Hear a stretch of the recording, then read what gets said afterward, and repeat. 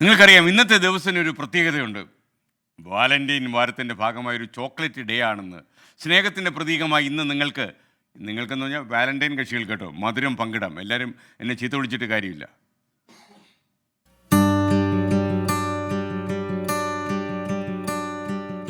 Rose ദിനത്തിനും propose ഡേയ്ക്കും പിന്നാലെ ഇന്ന് chocolate ദിനം. പ്രണയത്തിന്റെ മധുരം പങ്കുവെക്കാൻ ഏറ്റവും മധുരമുള്ള മാർഗമെന്ന നിലയ്ക്കാണ് ചോക്ലേറ്റ് ദിനം പ്രണയിതാക്കൾ ആഘോഷമാക്കുന്നത്.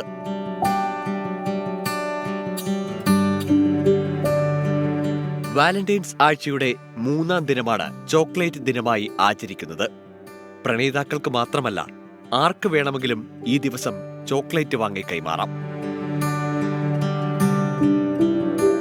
പ്രണയമുള്ളിൽ കൊണ്ടു നടക്കുന്ന എല്ലാവർക്കും ഈ ദിനം ചോക്ലേറ്റ് പോലെ മധുരമാകട്ടെ.